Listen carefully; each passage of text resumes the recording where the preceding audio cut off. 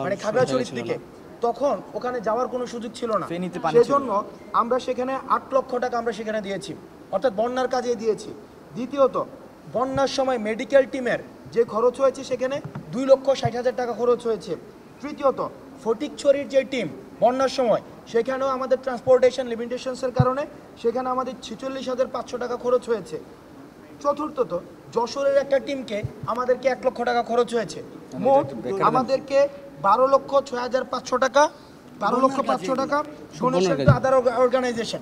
এখন দেখেন, এই পুরোটা কিন্তু আমরা আদার অর্গানাইজেশন অন্য কোনো কাজে দেই নাই, সেটা হচ্ছে বন্যার কাজে আমরা সেখানে দিয়েছি।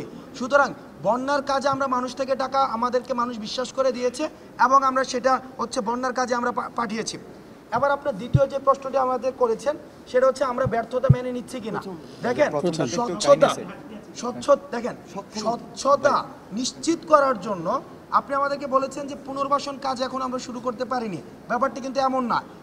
পুনর্বাসন কাজের একটি প্রক্রিয়া হচ্ছে ফিল্ড অ্যাসেসমেন্ট, অর্থাৎ ব্যাপারটা এমন না যে আমি টাকা নিয়ে, কারণ আমরা জানি দুর্যোগের 3টা স্তর রয়েছে: দুর্যোগ পূর্ববর্তী, দুর্যোগকালীন এবং দুর্যোগ পরবর্তী। এবং দুর্যোগ পরবর্তী ইনফ্রাস্ট্রাকচারাল যে ডেভেলপমেন্ট, সেটাই হচ্ছে সবচেয়ে ব্যয় বেশি হয়।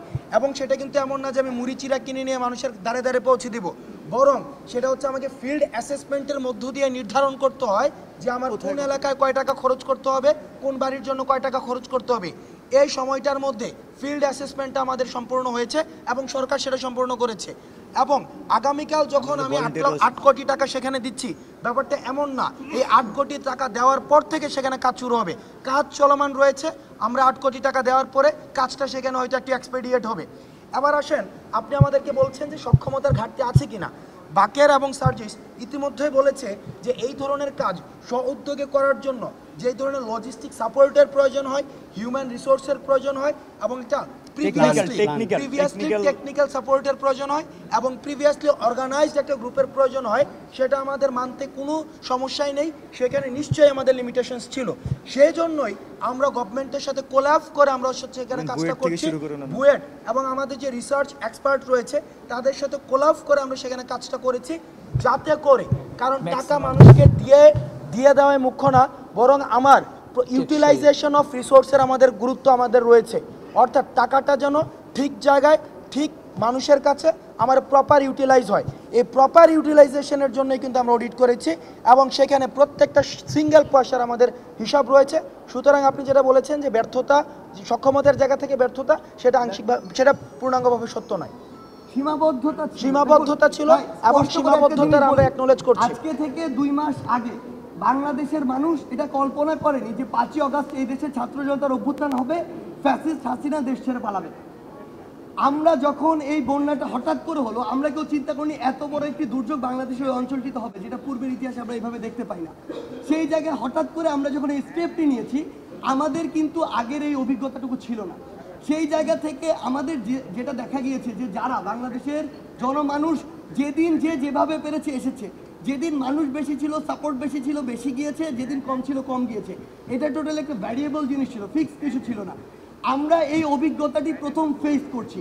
এটা মানতে বিন্দু মাত্র সমস্যা নেই যে যেহেতু আমাদের অভিজ্ঞতার ঘাটতি ছিল বা আমরা আগে এটা এক্সপেরিয়েন্স করিনি, আমাদের কাজের মধ্য দিয়ে কিছু সীমাবদ্ধতা ছিল। আমরা যদি আগের এটা এক্সপার্ট হতাম, হয়তো এর চেয়ে বেটার আপনি কোনো একটা সিনারিও দেখতে পেতেন। কিন্তু যেহেতু আমাদের সীমাবদ্ধতা ছিল, এই জায়গাগুলোতে অভিজ্ঞতার ঘাটতি ছিল, সেই জায়গায় কাজটি যতটুকু প্রত্যাশিত তার চেয়ে কিছুটা কম আঙ্গিকে হয়েছে। কিন্তু এটি আমরা আমাদের জায়গা থেকে বলতে পারি যে চেষ্টার কোনো ঘাটতি ছিল। ত্রাণ নিয়ে গত 1 মাস ধরে আমাদেরকে মানে প্রচুর পরিমাণ বুলিংয়ের শিকার হইতে হয়েছে এবং আমরা বাংলাদেশের মানুষের কাছে আহ্বান জানাবো, আপনারা ত্রাণ নিয়ে যেভাবে জবাবদিহিতার চর্চাটি আপনারা করেছেন, প্রত্যেকটা পয়সার হিসাব যেভাবে চেয়েছেন, আপনাদের কাছে আমাদের আহ্বান থাকবে অতীতে সরকার যেই ক্ষেত্রে যেই টাকা অ্যালট করেছে এবং ভবিষ্যতে যেই প্রজেক্টে যেই টাকা অ্যালট করবে, সেটিরও ঠিক একইভাবে জবাবদিহিতা নিশ্চিত করবেন যেভাবে আপনারা এই ত্রাণের জবাবদিহিতাটি নিশ্চিত করেছেন। দ্বিতীয় যে বিষয়টি সার্কাস্টিক, যারা হচ্ছে বিভিন্ন লিগ গ্রুপে ফিরে আসতে চায়, এতদিন পর্যন্ত ডিসিএসপি নিয়ে আমাদেরকে বিভিন্নভাবে বুলিং করার চেষ্টা করেছে। গতকাল সার্জি সেটির হচ্ছে ক্লারিফিকেশন দিয়েছে, আর ত্রাণ নিয়ে বিভিন্নভাবে গালাগালি করেছে। এখন আপনাদের কাছে প্রশ্ন, মানে যারা যারা কমেন্টে এসে গালাগালি করেন, এরপরে আপনাদের কাছে আর কি বাকি থাকে?